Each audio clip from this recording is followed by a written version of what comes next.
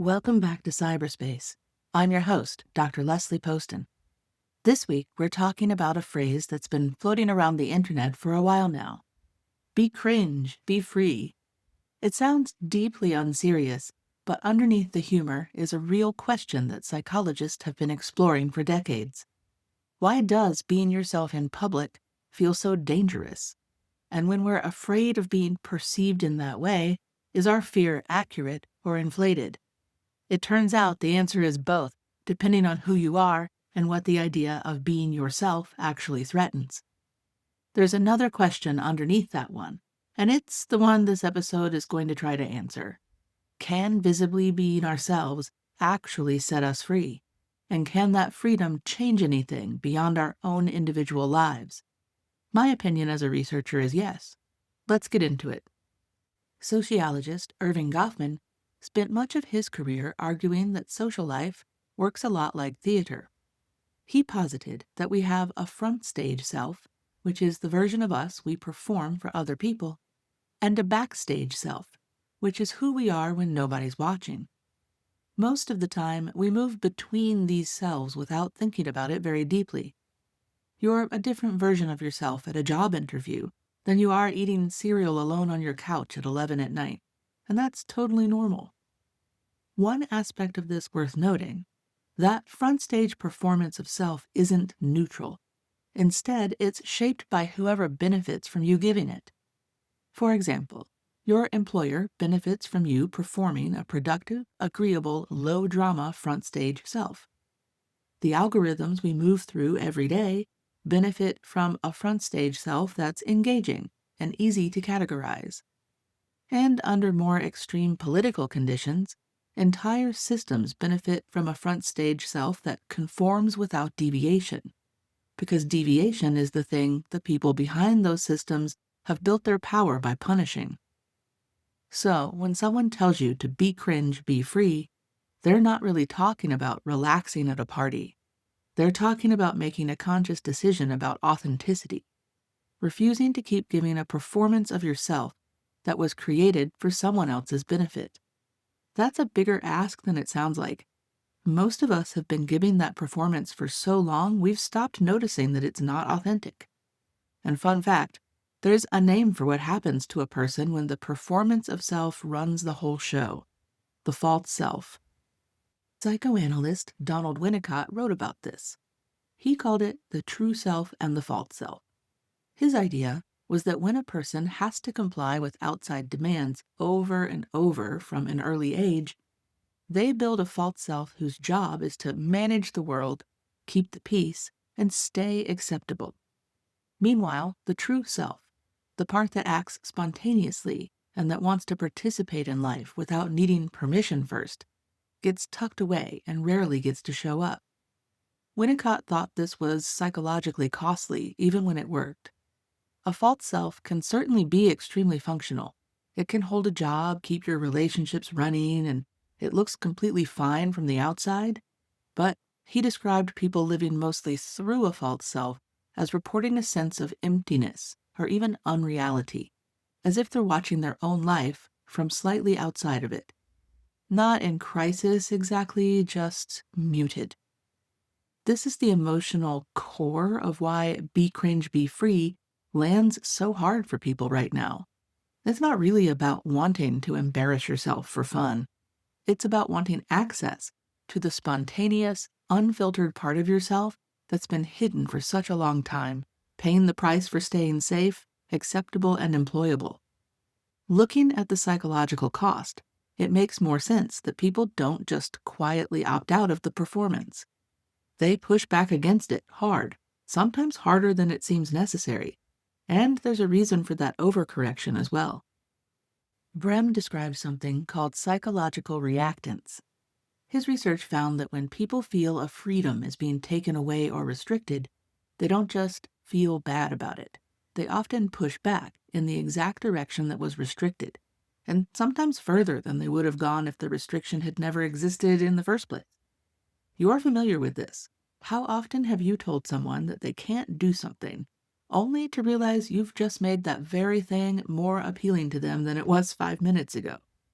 apply that to perfectionism culture and conformity pressure, something I talked about in our episode about the politeness protocol. Years of being told to optimize yourself, brand yourself, stay likable, avoid embarrassment at all costs is a massive restriction on a wide range of ordinary human behavior. Being a little weird, a little too enthusiastic, a little unpolished, well, all of that gets coded as a liability. So, be cringe, be free isn't some random meme trend that came out of nowhere. It's more of a collective reactance response. Enough people felt the restriction land on them the same way at the same time, and their pushback took the shape of a phrase that could spread fast, and that named something so many of them were already feeling. But reactance only explains the push. It doesn't explain what people are actually afraid of when they hold themselves back in the first place. For that, we're going to need to look at where the fear comes from. Gilbert's social rank theory helps understand this. It's the idea that a lot of our anxiety around social standing comes from a very old system built for tracking your position in a group and avoiding the kind of exclusion that could once be dangerous. That system doesn't know the difference between an actual tribe of 30 people and an audience of thousands online. It fires the same alarm bells either way. There's also an important distinction from psychologist June Tangney's research on shame versus guilt. Guilt is about behavior. For example, if you did something you regret, that feeling tends to motivate you to repair it. Shame is about identity. It's not I did an awkward thing, it's I am an awkward person. And that feeling tends to make people want to hide rather than fix anything or try anything new. Cringe usually operates a lot closer to the feeling of shame than the feeling of guilt. And that's why it works so well as a tool of control. If you are someone or some system who wants to keep people compliant, you don't just punish bad behavior, you make people afraid of being seen at all. That's not incidental to authoritarian movements throughout history, it's their strategy. Mark someone's nonconformity as evidence, quote, they're a lesser kind of person, and you don't need to police every action because people will police themselves.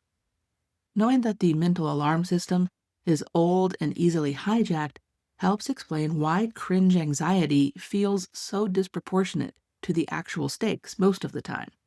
Most of the time, but not always. Thomas Gilovich has a well-known finding called the spotlight effect, which is that people consistently overestimate how much others notice and remember what they do. If you've ever gotten self-conscious exercising in public at the gym, or maybe you've just been walking around your neighborhood and suddenly started feeling too perceived, then you've felt the spotlight effect. In one of his studies, people were asked to wear a slightly embarrassing t-shirt into a room of strangers, and then guess how many people noticed it. The participants guessed way higher than the actual number. Most people are just too busy managing their own front stage performance to clock yours in much detail. And that's pretty useful information. The fear of standing out is often bigger than the actual risk of standing out. It's not the whole story for everyone, which matters a lot given what Be Cringe, Be Free is asking you to give up.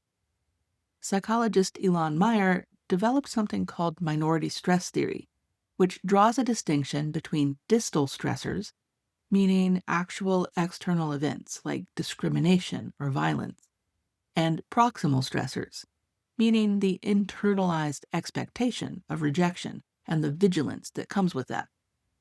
For someone with more social insulation, the fear of being watched and judged might mostly be a proximal, somewhat distorted fear, closer to what Gilovich found. For someone whose identity already puts them at real risk, that vigilance is often tracking something accurate, not a distortion that needs correcting. So when we talk about freedom from capitalist perfectionism or a fascist ethos, it's important to say clearly that being free of those restraints doesn't always mean being free of the reaction to dropping them. Some of the fear behind cringe anxiety is inflated, but A small part of it is an accurate read of a genuinely unsafe situation. You have to learn to trust your gut.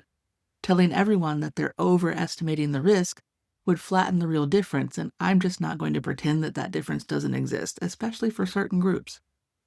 There's a bit of research from psychologist Keltner that adds nuance to this topic.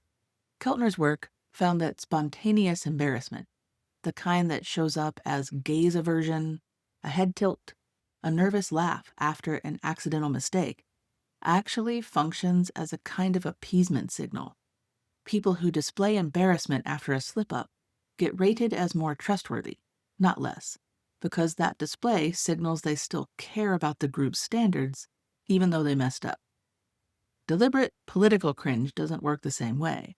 When someone drops the performance on purpose as an act of refusal rather than an accident, it doesn't read as appeasement, it reads as defiance. Well, because that's what it is.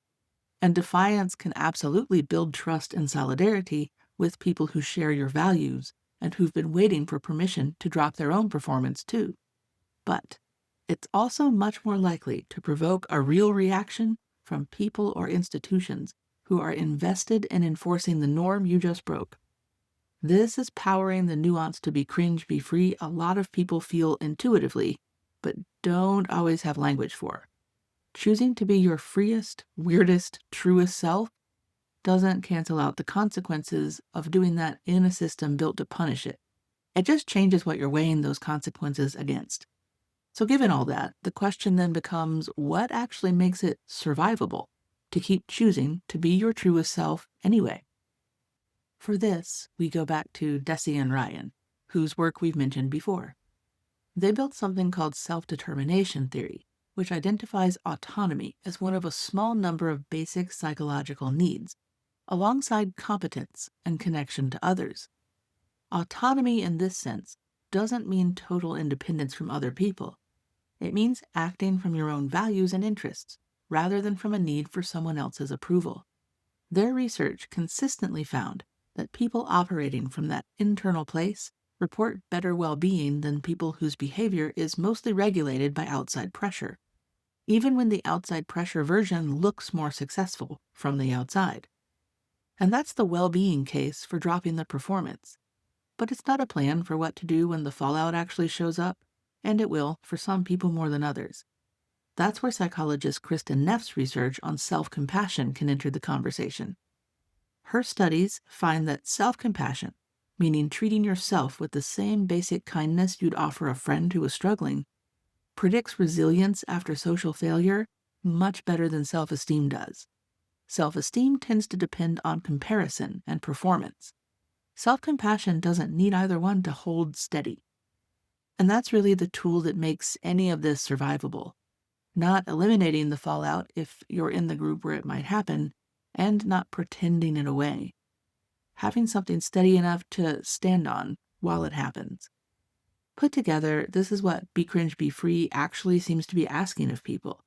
Not to stop caring what happens to you or pretend the risk isn't real, since it is for a lot of people.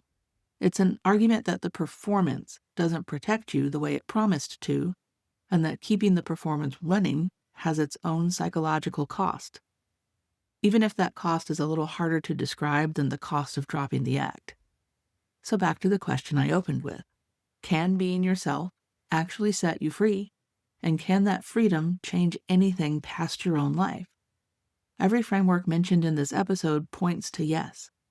A false self that stays quiet keeps a system of control running exactly as designed. A true self that refuses to perform, even at real cost, is one less person keeping that system fed. Multiply that by everyone else doing the same thing at the same time, and you've got something that comes closer to a shift than a personal choice. Thanks for listening to Cyberspace. I'm your host, Leslie Poston, signing off. As always, until next time, stay curious, and don't forget to subscribe so you never miss an episode. Did you know that you can participate in my postdoc research? One of my projects right now, in August of 2026, is looking for participants. What we're looking for are people who had a changed or altered sense of themselves, inspired by that period during, quote, lockdown, in 2020 through about 2022, especially if TikTok, the social media platform, played a role in you discovering something new about yourself or deciding to change how you saw yourself in any way. If you'd like to participate in the study, check the show notes for the link. Your participation is anonymous and will only require about 60 minutes of your time for an interview. Thanks. Hope you sign up.